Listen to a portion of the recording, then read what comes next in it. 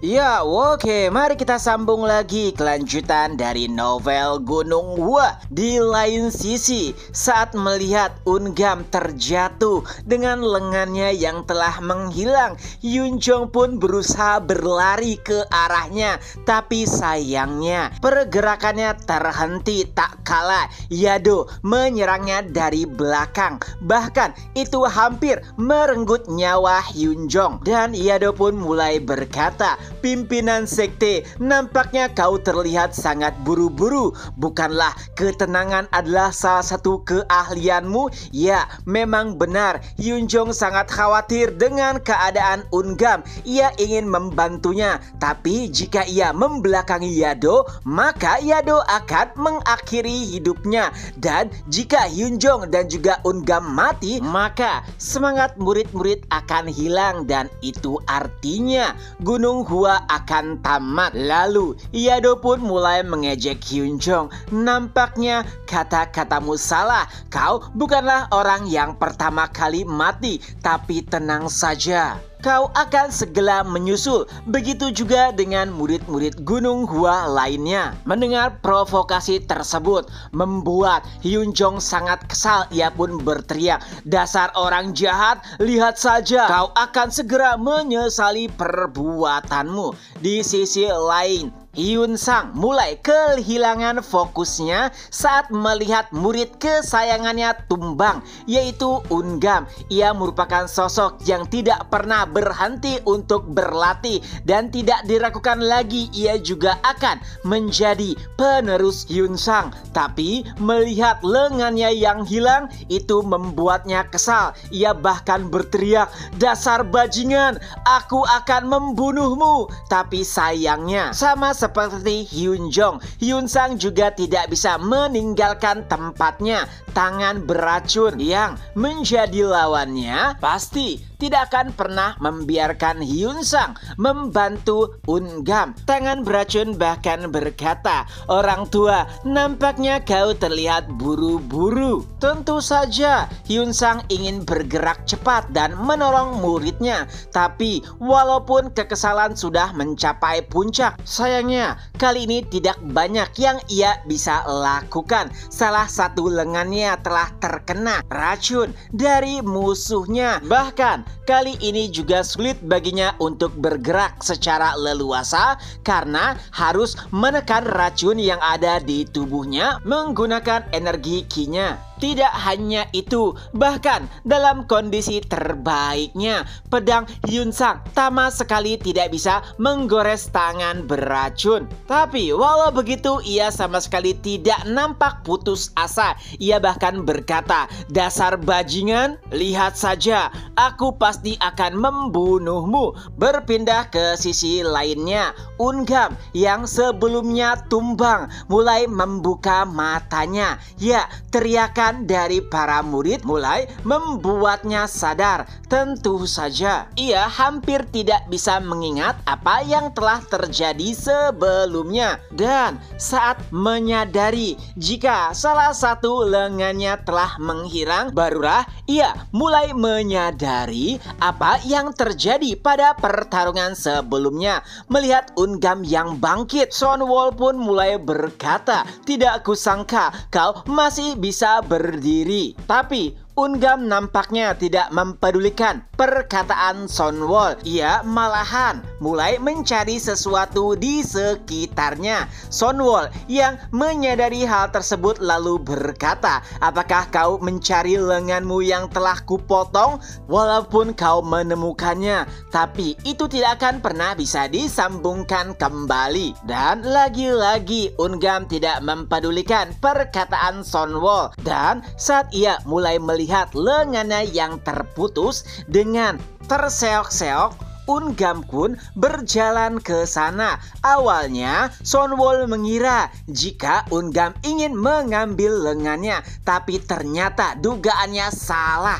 Apa yang Ungam ambil bukanlah potongan lengannya, akan tetapi pedang yang berada di genggaman tangannya yang telah terputus. Lalu barulah Ungam mulai berkata, "Ayo, mari kita lanjutkan. Aku belum mati. Tidak akan aku biarkan kau menyentuh anak-anakku sebelum aku mati." Tentunya bagi Son Wol itu adalah pemandangan yang sangat konyol selama di medan perang. Ini pertama kalinya ia melihat seseorang seperti Ungam. Entah apa yang ingin ia capai ataupun ingin ia lindungi, tapi itu juga membuat Son Wol semakin bersemangat. Ia ingin melihat sampai kapan Ungam bisa bertahan, dan menurutnya pula Ungam telah melewatkan kesempatan untuk menerima kematian yang damai. Dan setelahnya Son Wol pun mulai melemparkan tombak kinya. Tentu saja Ungam tidak bisa menghindar. Tombak tersebut tepat menancap ke perutnya. Tapi anehnya Ungam sama sekali tidak bergeming walaupun tubuhnya tertancap oleh tombak ki milik Son Wol, dan tentunya itu membuat Son Wol semakin kesal. Ia pun terus melemparkan tombak kinya dan tidak terasa sudah ada 5 tombak di dalam tubuh Ungam. Melihat Ungam yang masih berdiri, kali ini Son Wol mengincar kaki-kakinya, dan setelah tertancap kali ini Ungam benar-benar tumbang. Tapi anehnya semangatnya masih belum padam, dan karena tidak ada lagi yang bisa ia lakukan, kali ini Son Wol pun mengincar lehernya. Dengan begitu Ungam bisa mati, dan selanjutnya ia hanya perlu membunuh murid-murid Gunung Hua lainnya. Melihat adegan tersebut, murid-murid Gunung Hua mulai berteriak, "Senior, pelatih!" Mereka ingin berlari untuk menyelamatkan Ungam, tapi sayangnya pasukan musuh tidak membiarkan hal tersebut terjadi. Dan saat tombak Son Wol mulai mendekati leher Ungam, tiba-tiba ia pun merasakan sebuah pedang ki terbang ke arahnya. Tentu saja Son Wol menyadari jika itu adalah tekanan pedang ki yang kuat, dan itu membuatnya menggerakkan tombaknya dan menahan pedang ki tersebut. Tapi sayangnya pedang tersebut masih sangat kuat dan bahkan melukai dadanya. Tentunya itu membuat Son Wol terkejut. Ia pun mulai bergumam dari mana pedang ki itu berasal, karena saat ini tidak mungkin ada seseorang sekuat itu di Gunung Hua. Dan saat itulah seorang pria mulai berjalan sambil mengamati suasana.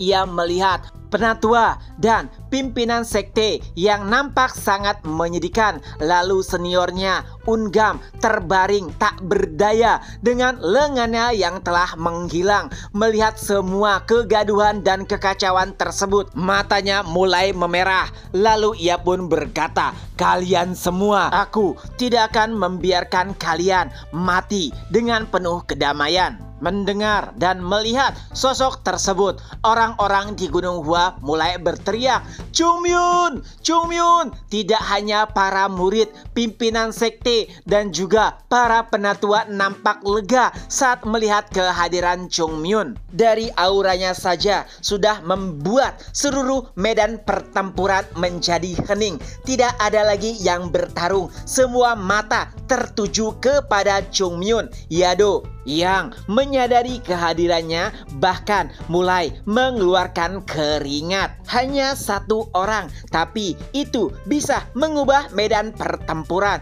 Dan anehnya, ia tahu benar pria yang baru saja tiba merupakan sosok yang menakutkan. Begitu juga dengan Son Wol. Intuisinya membisikkan dirinya untuk lari, tapi tentu saja jika ia lari pastinya nyawanya akan terancam. Ia sudah lama berada di medan pertempuran, tapi saat melihat kehadiran Chunmyun, hanya ada perasaan takut yang tertinggal di dirinya. Ia bukanlah sosok pejuang yang lemah, akan tetapi pedang Ki Chung Myun yang dilemparkan dari jarak yang sangat jauh menghancurkan tombak Ki-nya dan bahkan melukai dirinya. Itu artinya ia merupakan monster yang sangat kuat. Tentunya ia tidak pernah mengira jika ada monster seperti itu di Gunung Hua. Chung Myun pun mulai berjalan santai, suasana masih hening. Para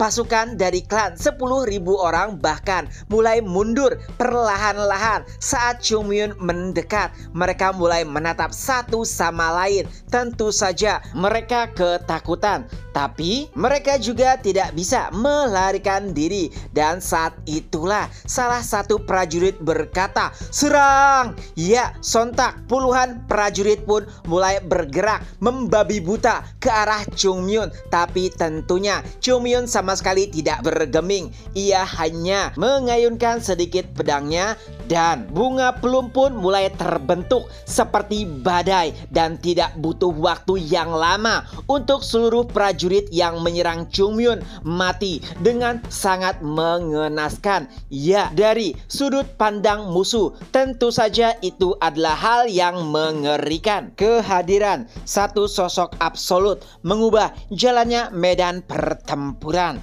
dan chapter pun berakhir. Nah, itulah kelanjutan dari novel Gunung Hua. Semoga terhibur. Ketemu lagi di next video. Bye bye.